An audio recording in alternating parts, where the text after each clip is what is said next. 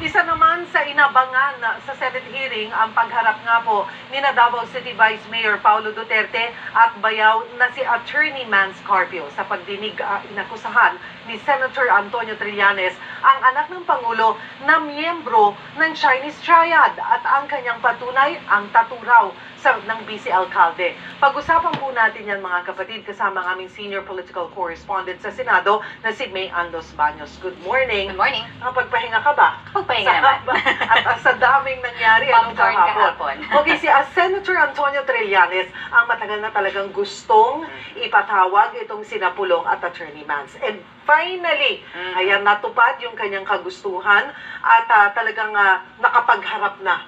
So anong nangyari? Medyo tensyonado kahapon. Pareho silang maaga. Kasi 10 o'clock yung hearing. 9, ando na si Vice Mayor Duterte, ando na rin si Attorney Mans Carpio, ando na rin si Senator Trillanes. Pag open ng hearing, bago pa makasunggab ng tanong si Senator Trillanes, nag-opening statement muna si Pulong.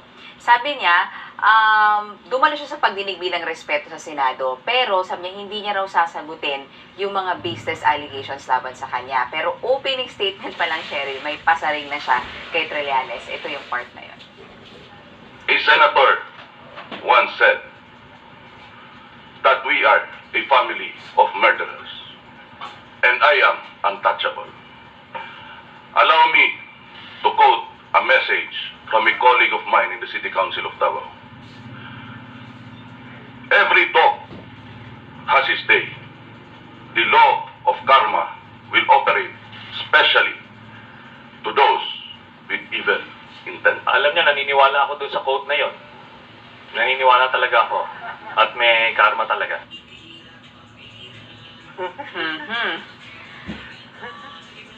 Okay. Pati si Attorney Mans Carpio, binigyan din siya ng pagkakataon mag-opening statement. Basically, sinabi lang naman niya na bilang abogado, marami siyang nire-represent na kliyente. And that's the reason why nakita siyang pupunta sa opisina noon ni Commissioner Faeldon. Wala siyang kinalaman sa Davao Group. Wala rin daw siyang kinalaman dun sa Shubu shipment. Basically, yun yung una. Okay, dun sa round 1 pa lamang ng tanungan, talagang merong kagad pasabog at talagang makukol yung attention mo dito sa sinasabi, binanggit ni Senator Antonio Trillanes.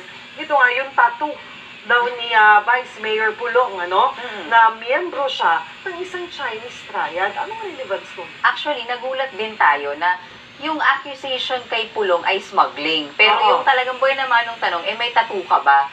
So, ano para saan yun? Tapos, confirm naman ni Vice Mayor Duterte. And then, nung dumitalya na si Trillanes na, dragon ba yan? Colored ba yan? Doon na nag-invoke ng right to privacy si Pulong. Pero doon na rin binitawan ni Trillanes yung mabigat niyang akusasyon. Ito yung part na yon.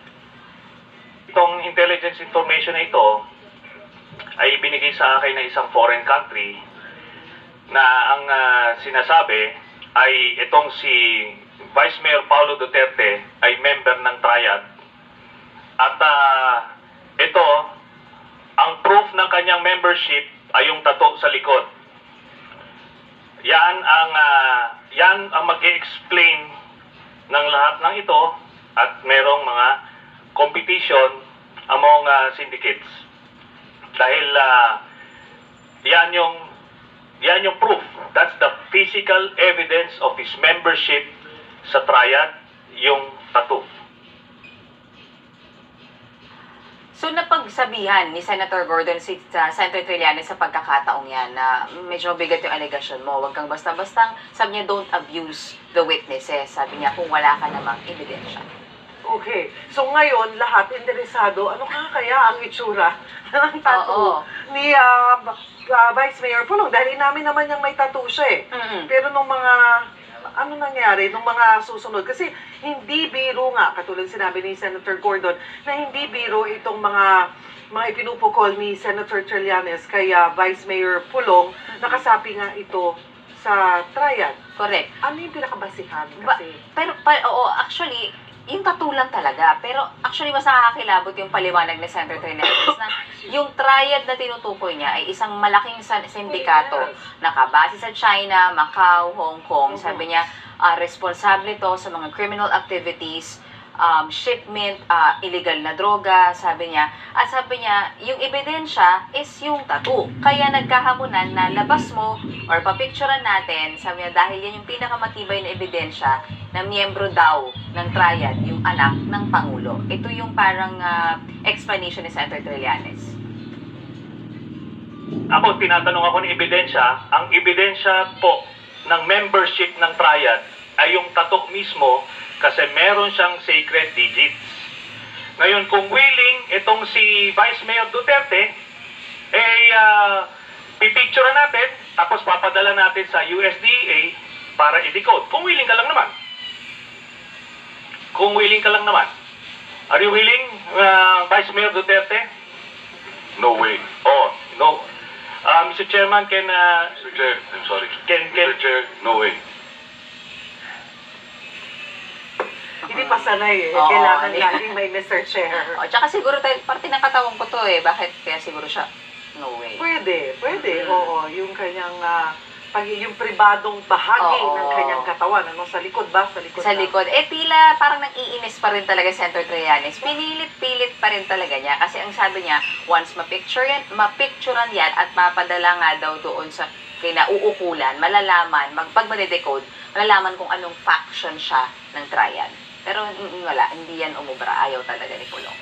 At karapatan niya yun. Oo na naman. umindi. Oo naman. So ngayon, paano niya ano pa yung paraan para mapatunayan ni Senator Trillanes na konektado nga itong si Pulong sa smuggling? Kasi kinokonect niya, 'di ba? Yung triad sa smuggling sa BOC. Yes. Kasi sinasabi niya, nung sa Amos interview, yung hindi lang basta yung pagpuslit ng shabu. Sabi, yung shabu daw ay galing mismo doon sa triad. So, dito lumabas yung pangalan ng Charlie Tan. Yung Charlie Tan, lumabas na yan sa speech ni Senator Lacson na isa rin daw sa malaking grupo or pinuno ng isang malaking grupo na nagpapalabas ng shipment. Sabi, kasama raw yan sa triad ni Pulong Duterte. Meron siyang inalalang testimonya ni Las Cañas noon na meron daw pinasok na shipment sa Shabuyang isang Charlie Tan na yan na inarbor daw ni Pulong.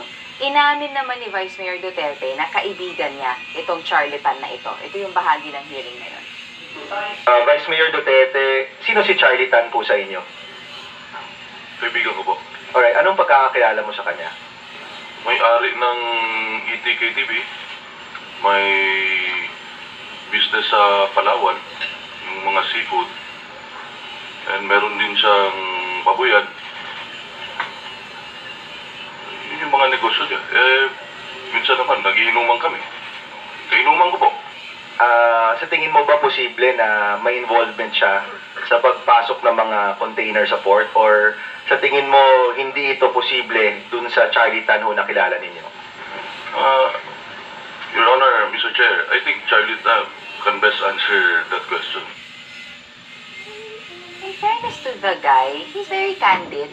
Tsaka hindi siya yung outright denial. Tama nga naman, parang tanungin mo siya. Pero hindi siya yung magde-deny para sa isang tao. So, pinakita rin ni Senator Trillanes yung pictures ulit ni Pulong dun sa ilan pang nasasangkot dun sa 6.4 billion shabu. Sila Small Abellera, Kenneth Dong, Richard Chen. Di na to bago eh. Basically, ginigit lang niya na lahat ng sangkot dun sa issue ng drug shipment, kakilala o kaibigan daw ni Pulong. Okay. Haba-haba yun. Ilang oras na? 10 to 2 eh. So, mga 4 hours. So, uupo pa ba sila ulit sa mga susunod pang pagdinig?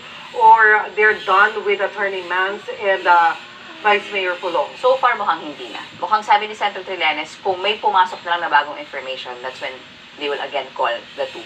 Bukod dito sa tattoo na hindi naging successful, si Senator Antonio Trillanes, inungkat din niya itong mga bank accounts ng dalawa.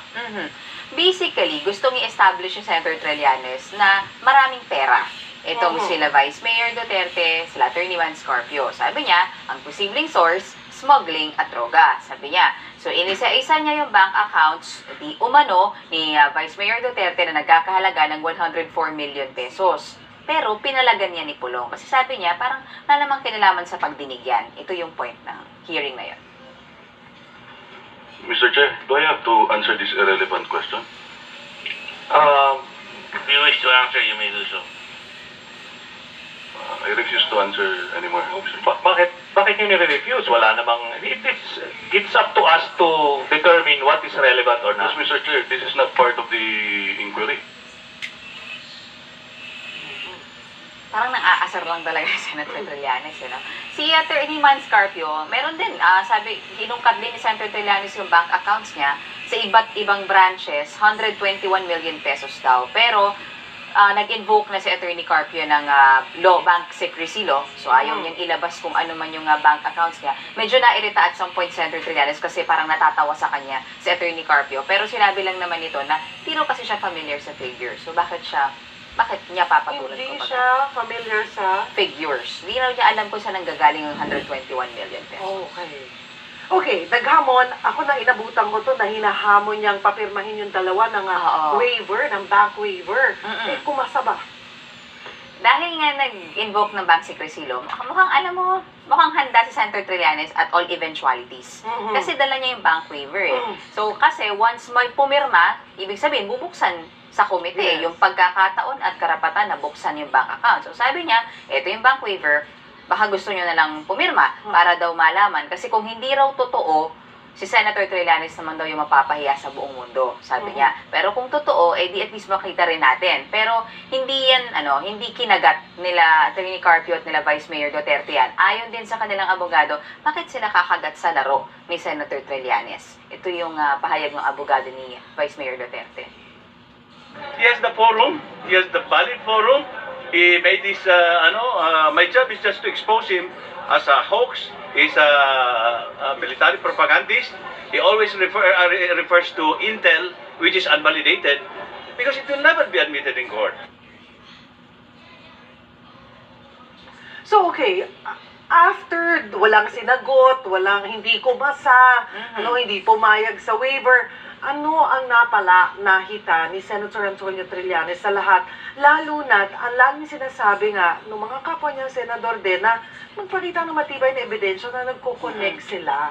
Mukhang, I think, gusto lang niyang ilabas yung expose niya na matagal na niyang gustong ilabas and he wanted to show it face-to-face. Nandyan si Pulong, which is nangyari kahapon. Mukhang yun lang naman yung naging goal. Kasi, though tinanong natin siya kahapon, gusto mo bang, magpa-file ka ba ng kaso dun sa bank accounts? Kasi medyo yun yung, kung may ebidensya, yun ang meron if ever. Sabi niya, pinag-iisipan nila kung sa ombudsman magpa-file para nga mabulat-lat yung bank accounts. Yun lang yung so far nakikita natin. Okay, so doon, base sa mga impormasyon nilang napiga kina Vice Mayor Pulong at Attorney Mans Carpio, ano ang balak ng Blue Ribbon Committee? Tuloy yung hearing sa Monday. Ito yung possible, kasi they're waiting for Faeldon and all the other people na nasa Tara list. But as much as yung kila Vice Mayor Duterte, Attorney Carpio, hindi na sila invited. Kasi sabi nung chairman, Senator Gordon, hindi siya convinced na may kahit anong link na nagawa si Senator Trillanes, kila Pulong, kila Carpio, dun sa drug trade. Sabi niya,